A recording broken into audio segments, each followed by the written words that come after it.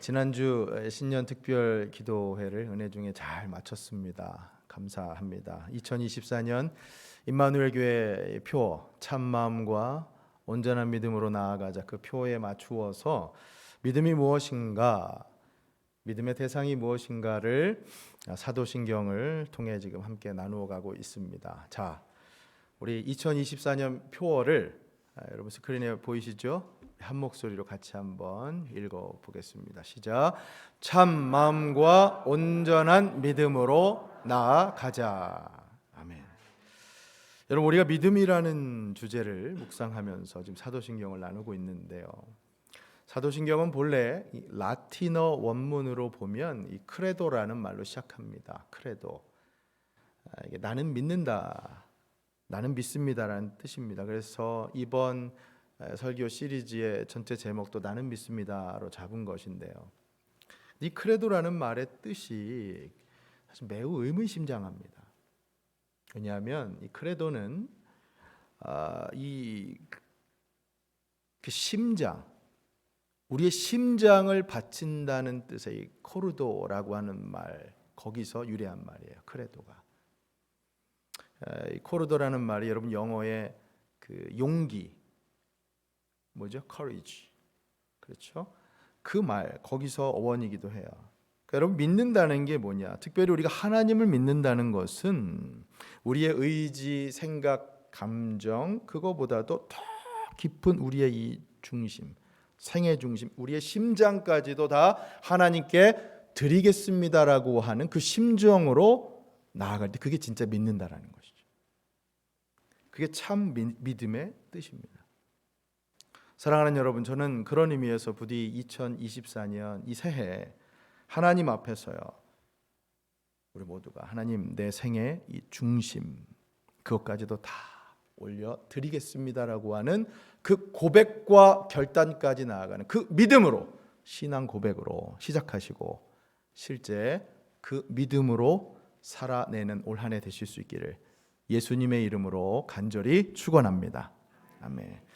오늘은 이제 신년 첫 번째 주일 설교라서 특별히 제가 이제 바람과 소망을 많이 담아서 기도하는 내용을 마음으로 설교를 할 겁니다. 그래서 아마 축복 메시지로 많이 이렇게 전할 것 같습니다. 오늘 사도신경 신앙 고백 순서대로 이제 성령에 관한 고백을 다룰 순서입니다. 다섯 번째. 여러분 잘 아시지만, 재밌는 게요, 암송에서 잘 아시지만 사도신경에서 성령에 관한 고백은요 굉장히 짧습니다.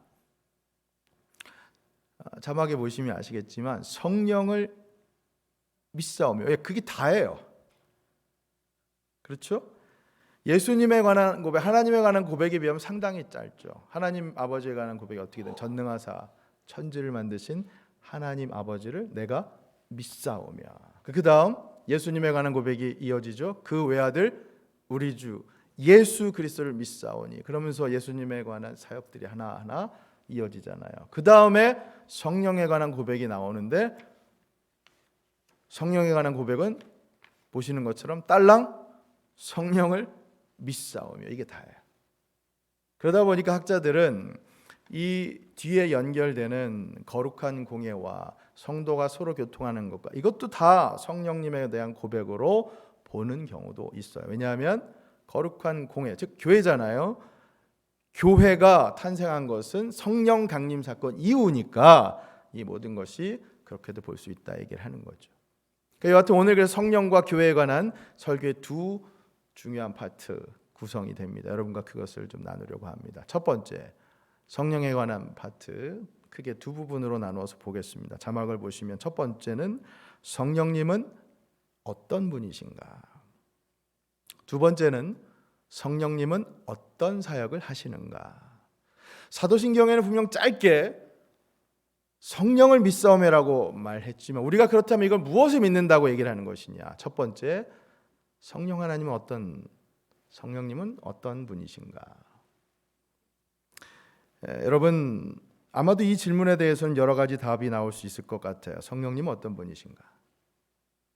하지만 한마디로 정의한다면, 다른 무엇보다 먼저 사랑하는 여러분, 성령님은 하나님이십니다. 여러분 그것을 믿으십니까? 근데 여러분 너무나 당연한 것처럼 여겨진 이 신앙 고백이 실제로는 전혀 인정받고 있지 못할 때가 있어요.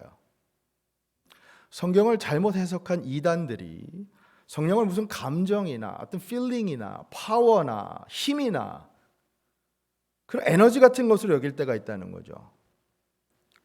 여러분 성령님을 그들은 인격적인 하나님으로 인정하지 않습니다. 간혹 보면 그 성령님을 잘못 이해하는 사람들이 그렇게 힘으로 force 그래서 성령 충만하세요라고 하는 이 축복의 인사를 성령의 힘, 그 힘이 충만하세요 이렇게 이해한단 말이에요. 하지만 아닙니다, 여러분. 성령 충만하세요라고 하는 축복의 인사는 하나님이신 성령님께서 지금 여러분과 충만히 함께 하시고 하나님이신 성령님께서 지배하는 삶을 살아가십시오 라고 하는 그런 축복의 인사입니다. 왜냐하면 성령은 엄연히 하나님이시고 인격적인 존재로 우리와 교제하시는 분이시기 때문에 그래요. 그분은 인격적으로 우리를 만나시고 교제하시는 분이십니다.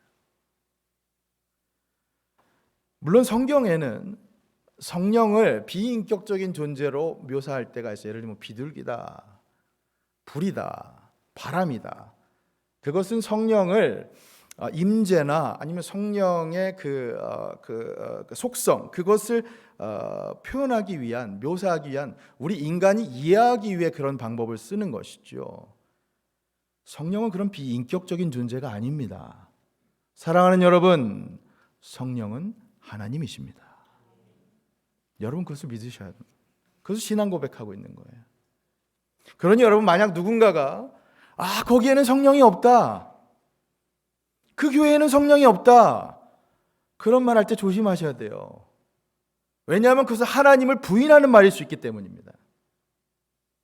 성령은 엄연히 우리 안에도 계시고 여러분 안에도 계시고 그리고 성령은 그리스도의 영이기 때문에 예수님의 영이시기 때문에 예수님께서 하신 말씀처럼 두세 사람이 내 이름으로 모인 곳에서 나도 거기에 있다라고 하신 그 예수님의 말씀처럼 성령님은 예수님의 영이기 때문에 우리의 예배 가운데도 예수님의 이름으로 모인 이 예배 가운데도 있으심을 믿으시길 바랍니다.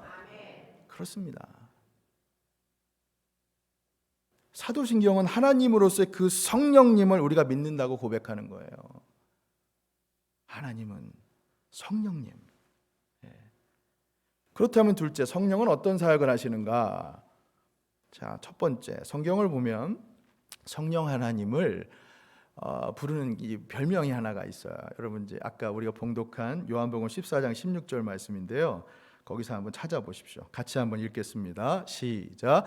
내가 아버지께 구하겠으니 그가 또 다른 보혜사를 너희에게 주사 영원토록 너희와 함께 있게 하리니. 아멘. 여러분 여기 성령의 별명이 하나 나오죠. 뭡니까? 보혜사. 성령의 첫 번째 사역은 보혜사로서의 사역이세요. 보혜사는 무슨 뜻이냐? 한자로 보는 지킬 보, 해는 은혜해, 사는 스승사자예요. 그러니까 보혜사라고 하는 건 지키시고 은혜를 베푸시고 가르쳐 주시는 분이시라는 거예요. 그게 보혜사입니다. 요한복음에만 4번이나 나왔어요. 헬라어로는 파라클레토스, 파라, 옆에서 대변해 준다는 거예요. 그러니까 요새 말로 하면 변호사입니다. 상담자예요. 내가 낭망하고 낙심했을 때 내 곁에서 위로해 주시고 격려해 주시고 상담해 주시고 변호해 주시는 분이 누구시라고요? 성령님이시라는 거예요. 보혜사 성령님. 사랑하는 여러분, 그 성령 하나님, 보혜사 성령님께서 지금 여러분과 함께하고 계십니다. 저는 2024년 이 새해에도 성령님께서 그래서 보혜사로서 여러분의 삶을 동행해 주시고 이끌어 주시기를 예수님의 이름으로 축원합니다. 아멘. 제가 아까 말씀드린 것처럼 오늘은 축복의 메시지가 많이 이렇게 전해질 겁니다. 자, 그다음 성령님은 또 어떤 사역을 하시는가? 두 번째, 성경을 보면 성령님은 우리로 하여금 예수님을 주라고 시인하도록 만드세요. 우리로 하여금 우리 안에 믿음이 생기게 하시고 그 믿음을 통해 예수님을 구주라고 고백하게 한다는 겁니다. 자, 고린도 전서 12장 3절 같이 읽겠습니다. 시작. 그러므로 내가 너희에게 알리노니 하나님의 영으로 말하는 자는 누구든지 예수를 저주할 자라 하지 아니하고 또 성령으로 아니하고는 누구든지 예수를 주시라 할 수 없느니라. 아멘. 보세요 여러분, 성령은 이렇듯 예수님을 인정하게 역사하십니다. 구주로. 여러분 예수님을 구주로 인정하십니까? 그렇다면 여러분 안에 성령님께서 역사하시는 거예요. 자, 그런가 하면 셋째, 성령은 우리로 하여금 진리를 깨닫도록 역사하십니다. 분별하도록, 영을 분별하도록 도와주시죠. 대표적으로 여러분 이 성경이요, 이 성경 말씀, 이 성경 누가 쓰셨습니까? 물론 인간의 저자가 썼지만 성령님께서 쓰셨잖아요. 우리 잘 아는 디모데후서 3장 16절 뭐라고 말씀합니까? 모든 성경은 하나님의 감동으로 되었다, 쓰여졌다. 바로 성령 하나님의 감동으로 쓰여졌다는 말씀이죠. 그렇기 때문에 이 성경을 읽고 해석하는 것도 성령님의 도우심이 필요하다는 거죠. 성령의 조명하심. 그래서 베드로후서 1장 20절, 21절을 봐도 성령의 도우심 없이는 예언을 함부로 사설에 풀 수 없다고 말씀하죠. 그렇습니다. 하나님의 말씀은 성령의 도우심이 있어야 진정한 깨달음을 얻을 수가 있습니다. 그러니 저는 부디 지금 이 시간에도 이 말씀 시간이잖아요 여러분. 성령께서 온전히 충만히 역사하셔서 말씀을 전하는 저나 말씀을 듣는 여러분 모두 귀한 깨달음 주시기를 진심으로 소망합니다. 올 한 해도 성령님께서 여러분 말씀을 대하실 때마다 그런 깨달음을 계속해서 넘쳐나게 주시기를 진심으로 축원합니다. 여러분 혹시 그리스의 철학자 아르키메데스라는 사람 들어보셨어요? 아르키메데스, 유레카. 아마 그 스토리를 한번 들어보셨을 거예요. 욕조에서 이 부력의 원리를 발견하고 유레카를 외쳤던 사람이잖아요. 그죠? 자기 몸이 욕조에 들어가니까 물이 어떻게 돼요? 넘쳐나잖아요. 그래서 우리가 욕조에 몸을 담글 때 물이 넘치게 되는 것은 그 물체의 부피만큼의 물의 무게, 그것이 부력으로 작동하기 때문에 오히려 위로 넘치는. 아르키메데스가 그걸 발견하고는 유레카를 외쳤어요. 이 유레카가 무슨 뜻이냐? 내가 알았다, 내가 발견했다라는 뜻이에요. 깨달음의 선포죠. 저는 여러분 올 한 해 여러분 영적으로 말씀을 대하실 때마다 그런 유레카의 외침이 여러분 입술을 통해 터져 나오기를 진심으로 소망합니다. 네. 여러분 이 깨달음의 원리를 그래서 신학적으로 적용한 신학자가 있어요. 이 신학적인 용어로 그래서 아르키메디안 메소드, 방법이라고 그렇게 이름을 줬어요. 이게 무슨 뜻이냐면 인간인 우리가 우리의 죄를 깨달으면 깨달을수록, 그걸 더 깊이 깨달으면 깨달을수록 그런 우리의 죄를 대신 짊어지시고자 십자가를 지신 예수님의 사랑을 훨씬 더 크게 깨닫게 된다는 거예요. 내 죄가 별거 아니라고 생각하는 사람한테는 십자가의 사랑이 그 별거 아니죠. 그러나 내가 죽을 수밖에 없는 죄인, 아니 죽음보다도 더한 벌을 받아도 어쩔 수 없는 죄인이라고 하는 그 죄의 무게가 깊이 느껴지면 느껴질수록 예수님의 십자가 사랑은 더 숭고하게 깨달아진다는 거예요. 물속으로 더 깊이 무게가 늘려질수록 더 위로 올라가는 그 부력의 원리처럼 말입니다. 그래서 이게 아르키메데스 메소드라고 하는 거예요. 물론 사람에 따라서 그 죄를 깨닫는 정도는 다 다르겠죠. 어떤 사람은 적게, 어떤 사람은 많이. 그러나 중요한 것은 그것을 깨닫게 역사하시는 분이 누구시라고요? 성령 하나님이시라는 겁니다. 깨달음의 역사는 성령님께서 우리에게 불러 일으켜 주신다는 것이죠. 성령님이 역사하셔야 그래서 회개도 터져 나오는 것이고요, 우리의 믿음도 생겨나는 것이고요, 새롭게 거듭나는 역사도 일어나게 되는 겁니다.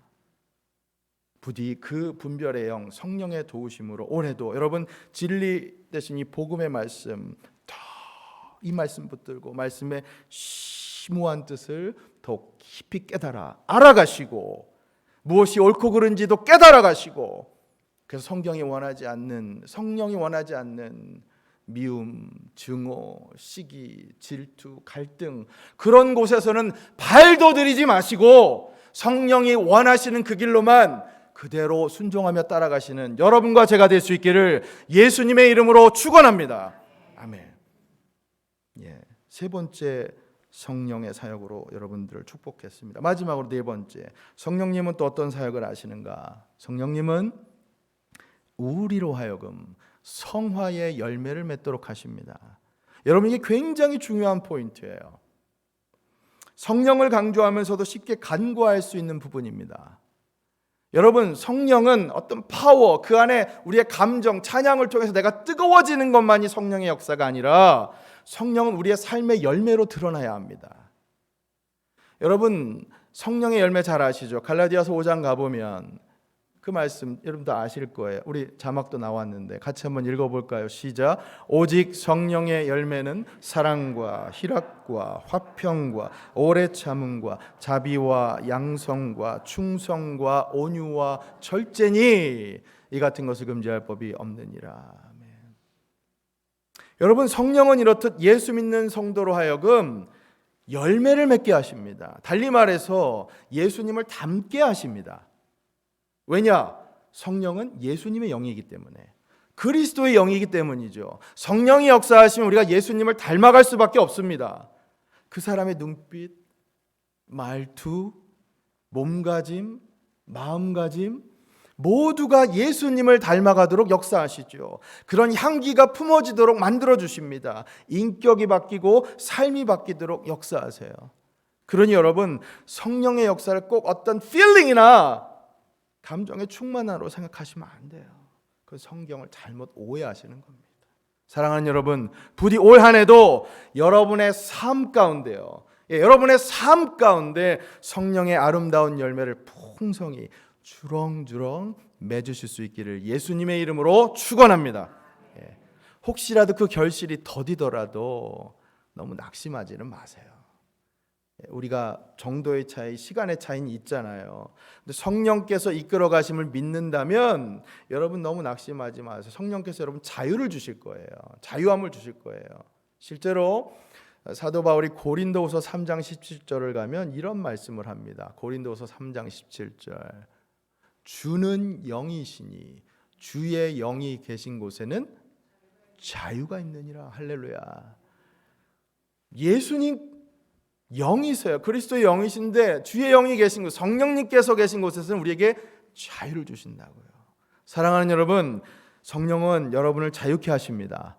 여러분을 짓누르고 억누르는 모든 무거운 짐들을 다 벗겨내십니다. 그러니 바라기는 주의 성령께서 올 한 해 여러분 온전히 역사하셔서 수고하고 무거운 짐 자들아 다 내게로 오라, 내가 너희를 쉬게 하리라 말씀하신 우리 주님 앞에 여러분들을 이끌어 가시고, 그 주님을 통해서 더 나아가 하나님 아버지 앞에 담대하게 나아가게 하시고, 그래서 그분께서 주시는 참된 쉼과 힘과 평안과 자유를 누리며 살아가시기를 예수님의 이름으로 축원합니다. 아멘. 성령의 역사까지 우리의 성령에 관한 신앙 고백을 다루어 봤습니다. 자, 그다음 교회에 관한 신앙 고백을 좀 보겠습니다. 말씀드린 대로 오늘 신년 첫 주일 설교라서 이제 바람과 소망을 담아서 이제 기도하는 마음으로 축복하는 이 메시지가 많죠. 자, 사도신경에서 교회에 관한 신앙 고백은요, 거룩한 공예와 성도가 서로 교통하는 이 부분이에요. 그래서 이 신앙 고백을 크게 두 가지로 보면 여러분 자막에도 보시지만, 첫째, 교회는 거룩한 공동체이다라고 하는 겁니다. 그리고 두 번째는 교회는 공회, 즉 공교회다, 유니버설 처치라는 거예요. 보편적인 모든. 자, 이것을 하나하나 나눠 보겠습니다. 첫 번째, 교회는 거룩한 공동체입니다. 여러분, 우리가 고백하는 교회의 본질은 거룩입니다.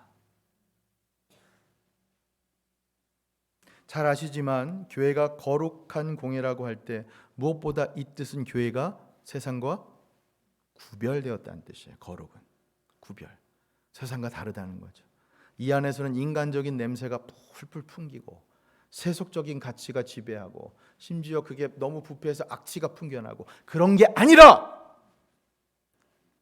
새 생명이 살아나고 영혼이 소생하고 그렇게 생명의 향기가 흘러넘치는, 사랑하는 여러분, 저는 부디 우리 임마누엘 교회가 그런 거룩한 공동체, 성경적인 가치관이 지배하는 공동체가 될 수 있기를 예수님의 이름으로 축원합니다. 아멘. 거룩한 공동체. 이 말씀 적용하면서 근데 여러분께 한 가지 강조하고 싶은 게 있어요. 거룩한 공동체라고 하는 것은 이 교회 안에, 교회에 와서만 구별된 삶을 살아야 한다는 뜻으로 생각해서는 안 돼요. 결코 아닙니다. 왜냐? 교회는 건물이 아니잖아요. 교회는 재정 숫자도 아니잖아요. 교회는 무엇입니까? 교회는 예수 그리스도를 구주로 인정하는, 하나님을 예배하는 바로 여러분들이야. 바로 여러분들이 주님의 움직이는 교회인 줄로 믿으시길 바랍니다.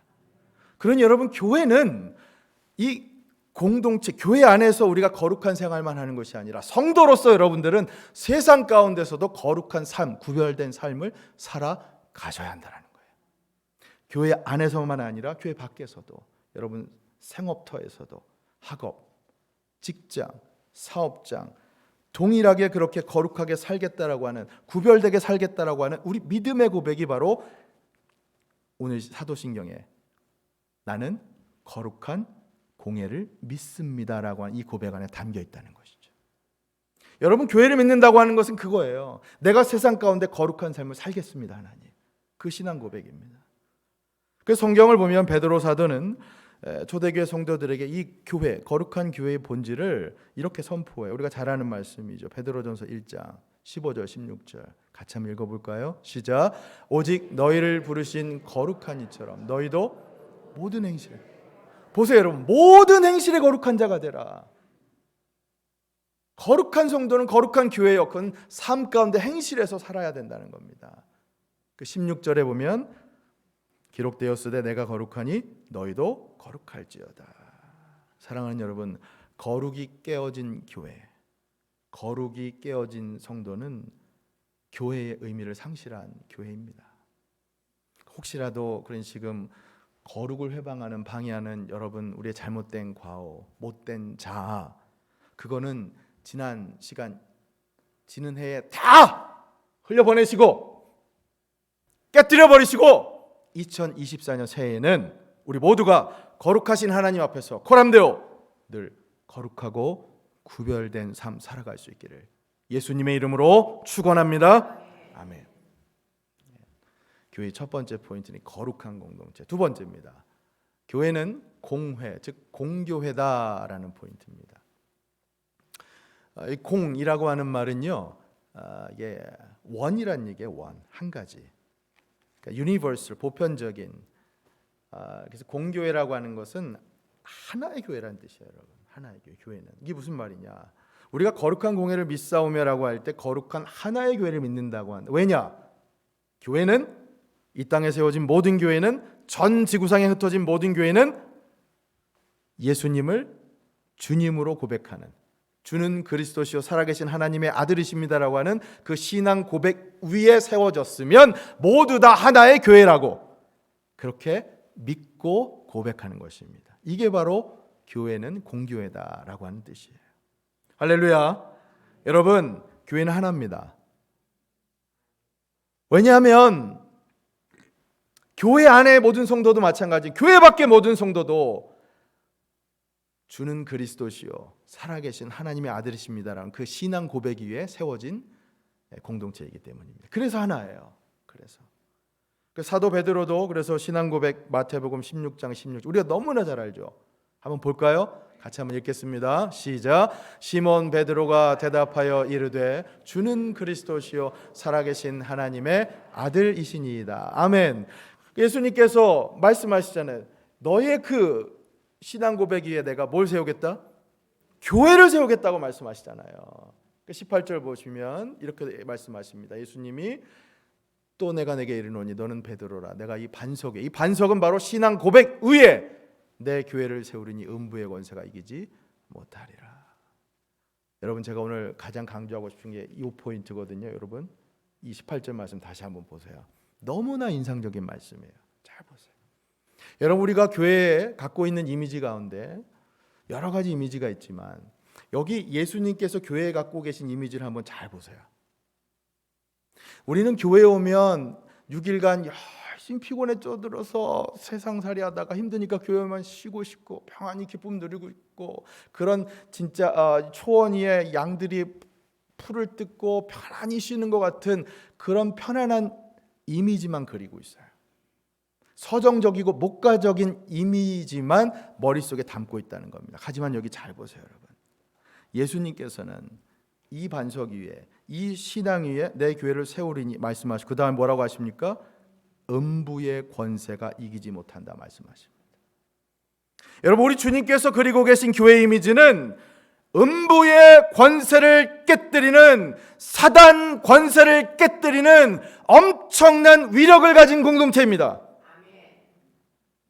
성령님의 권능에 힘입어 지옥문을 깨부수고 어둠의 권세에 사로잡혀 묶여있는 저 죽어가는 영혼들을 천국문으로 인도하는, 광명한 빛으로 인도하는 수많은 영혼들을 살려내는 바로 그 위대한 역사를 감당하는 곳이 교회라고 선포하고 계신 거예요. 여러분, 이 말씀 우리가 잘 알았으면 좋겠어요. 교회에 오면 우리 항상 쉬고 싶잖아요. 평안히 즐기고 싶고 뭔가 누리고 위로받고 가고 싶잖아요. 근데 여러분, 예수님 말씀은 교회는 오히려 사단 권세, 어두운 권세를 깨뜨리고 그곳에서 헤매고 방황하는 죽어가는 수많은 영혼들 우리가 끌어내어서 생명의 길로 인도해야 하는 곳이라고 말씀하고 계세요. 음부의 권세가 너희를 이기지 못하리라. 할렐루야. 아멘. 여러분, 우리 임마누엘 표가 뭡니까? 변하지 않는 표, 땅끝까지, 끝날까지. 왜 세계 송결합니까? 왜 복음을 증거합니까? 죽어가는 수많은 영혼들을, 그들을 구하기 위해서 아닙니까? 그게 바로 교회의 본질이라는 거예요.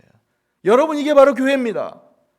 교회는 어둠의 권세에 붙들린 이 세상에 왕이신 예수님께서 우리를 그 세상에 파견한, 우리는 전처부대, 특수부대 같은, 우리가 바로 그런 사람들이에요, 여러분. 예. 사단 권세와 맞서 싸우는.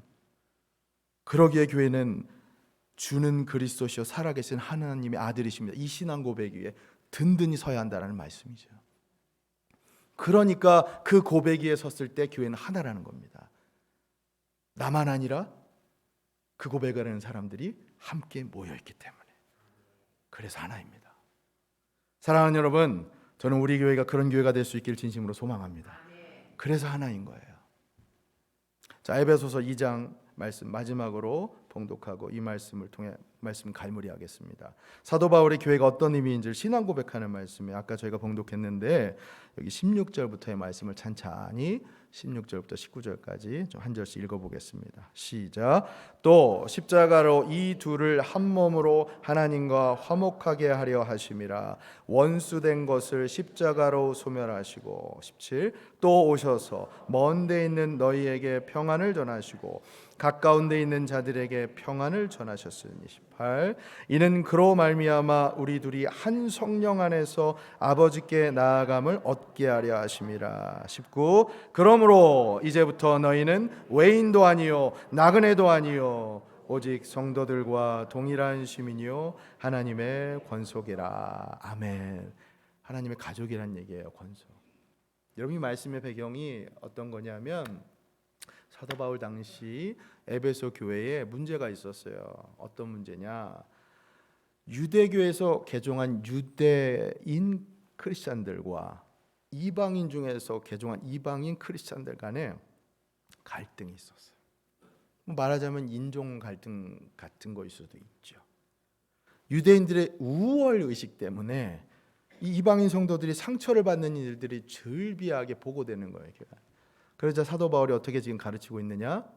오늘 말씀, 예수님의 십자가로 인해서 갈라진 몸이 지금 하나가 되었다는 거예요. 십자가의 보혈이 하나님과 원수된 것을 화목했다고 선포하고 있어요. 아까 18절 말씀 보면 예수님을 믿는 모든 성도들도 그래서 한 성령 안에서, 한 성령 안에서 아버지께 나아가 그것을 얻게 하려 하심이라, 그렇게 말씀하고 있는 거예요. 여러분, 따지고 보면 이 말씀은 에베소 교회만을 위한 말씀 아니잖아요. 그렇잖아요. 에베소 교회를 비롯한 이 땅의 모든 교회들을 아무런 차별 없이 하나의 천국 시민이고 하나님의 권속이다, 하나님의 가족이다, 맞잖아요, 여러분. 우리 모두에게 해당하는 말씀 아닙니까? 여러분, 교회는 차별이 없습니다. 교회 안에만 차별이 없다는 말씀이 아니에요. 교회 간에도 차별이 없습니다. 하나입니다. 그 어떤 누구도 차별적인 기준으로 서로를 갈라놓을 수 없어요. 여러분, 간혹 그런 경우 우리가 그런 성도님들 보신 적 있으실 거예요. 특별히 우리 교회는 청년분들이 많다 보니까 타지에서 타교회에서 신앙생활 하시다 오신 분들이 많다고요. 그러면 어떤 말씀을 하시는 분이냐면, 내가 다닌 교회 교인 수가 많다고, 수천 명이라고, 메가처치라고 그런 말하는 성도님들 만나보신 적 있으실 거예요. 목사님들 중에도 그런 말씀하시는 분이 있어요. 자신이 섬긴 교회는 대형 교회라고, 수많은 성도들이 자신이 교제했다고, 그런 말 하시는 목사님들도 보셨을 거예요. 물론 우리는 우리보다 큰 교회 다니는 성도님들을 보면 뭔가 왠지 모르게 위축될 때가 있어요. 얘기하다 보면. 근데 반대로 우리보다 좀 작은 규모의 교회 성도님 만나면 괜시리 어깨를 우쭐대는 마음이 생겨요.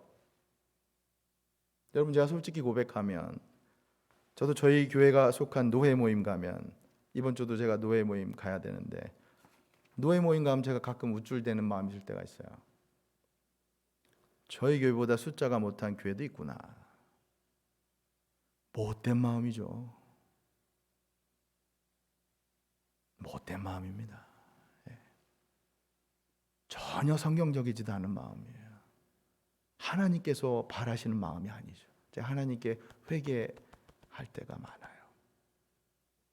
사랑하는 여러분, 교회는 크든 작든 잊지 마십시오.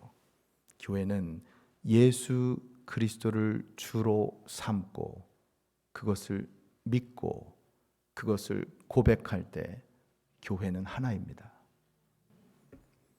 교회 안에서만 하나를 얘기한 것이 아니에요. 교회 밖에서도 마찬가지입니다. 교회는 하나입니다.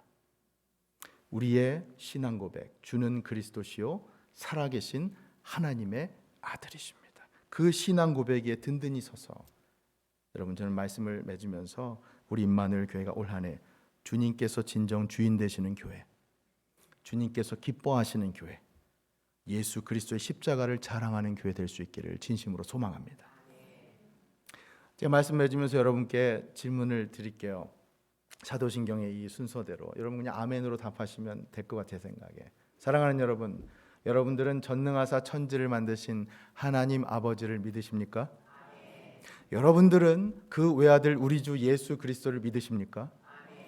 여러분들은 성령을 믿으십니까? 그렇다면 여러분들은 거룩한 공교회와 성도의 교통을 믿으십니까?